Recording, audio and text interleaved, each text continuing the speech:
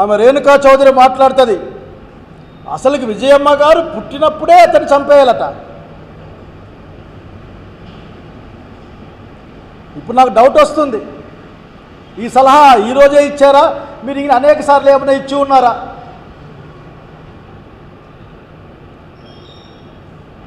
అట్లాగే చెప్పకూడదు కానీ నేను రాజశేఖర రెడ్డి గారి ఆడ సంతానానికి కూడా చెప్పాలనుకుంటా ఉన్నా. నేను వాళ్ళకు కూడా ఏం మాట్లాడుతూ ఉన్నారో అర్థం చేసుకొని మాట్లాడండి. ఈ రోజున మా జిల్లాలో జరిగిన బాధల గురించి మాట్లాడండి.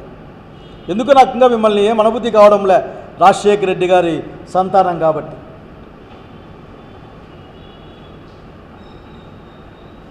కనుక మీరు ఆలోచించుకోవాలి ఎన్ని మాటలు. అసలు భారతీయ గారిని అసలు ఎప్పుడైనా ఎక్కడైనా మహాతల్లి ఎప్పుడైనా సరే రాజకీయాల్లో కనిపించిందా,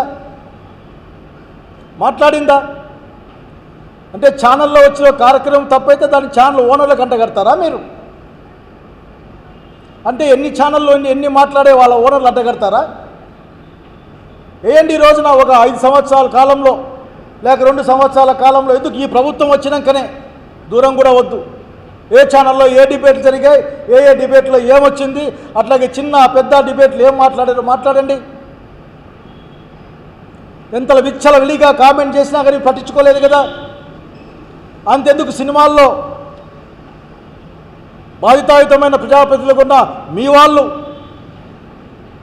దబిడి దిబిడి అని మాట్లాడితే ఏమన్నా మాట్లాడారా మీరు?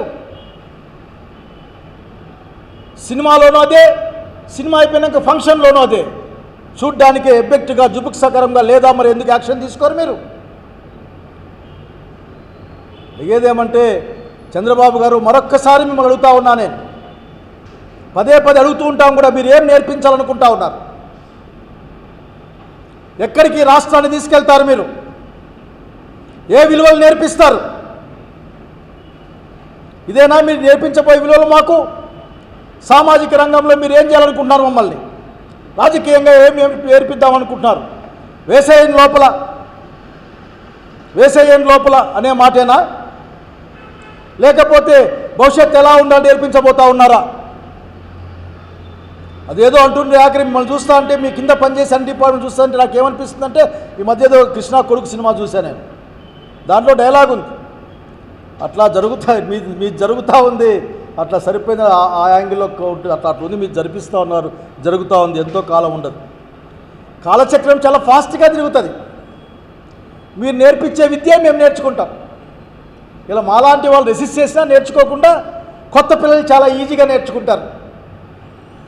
మళ్ళీ మీరు నేర్పించిన విద్య మీకే ఉపయోగపడుతుంది. కొత్త విలువలు నేర్పిస్తూ ఉన్నారు.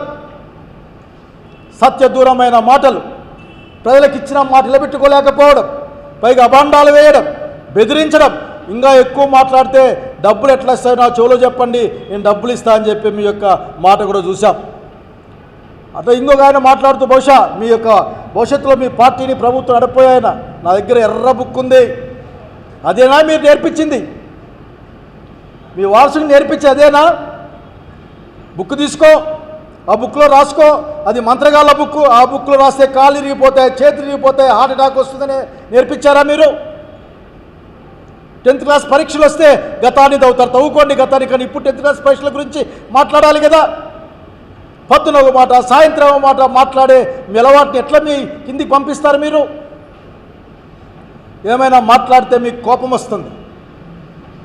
మీకు కోపం వస్తే పాపం సామాన్యులు బలైపోతారు. పిఠాపురంలో వర్మ గారు చెప్పారు, ఇసుక అక్రమంగా తరలించకపోతూ ఉన్నారు, దీనిపైన యాక్షన్ తీసుకోవాలి అని. తీసుకుంటారా? హిందూపురం, అనంతపురం, ఈ రాష్ట్రం మొత్తం మీద జరిగిన అనేక అకృత్యాలపైన మీరు ఏమైనా ఒక కంప్లైంట్ చేస్తారా? చేయండి. మీపైన చాలా ఆశలు పెట్టుకొని, ఇంకో అనుమానం ఎట్లాగూ ఉంది, ఎక్స్ట్రా వచ్చిన 25 లక్షల ఓట్లు ఎక్కడి నుంచి వచ్చాయని అనుమానం ఎప్పటికీ ఉంది. అది ఎప్పటికీ తీరద అనుమానం ఆఖరికి. దీన్ని లోక్సభ విపక్ష నాయకుడు కూడా రాహుల్ గాంధీ గారు దీన్ని లేవనెత్తారు. సమాధానం చెప్పుకునే వాళ్ళు లేరు ఇక్కడ. కనుక మీరు మా కొత్త విషయాలని, కొత్త విలువల్ని ఏంటంటే, మీకు ఇష్టం లేకుంటే అందులో లేకున్నా సరే ఉన్నారని చెప్పేసేసి మీకు మీరు అనుకొని దానిపైన కేసులు కట్టడం, అత్యంత వేగంగా ఇది కరెంటు వేగంతో పోయి తీసుకొచ్చి పడేయడం.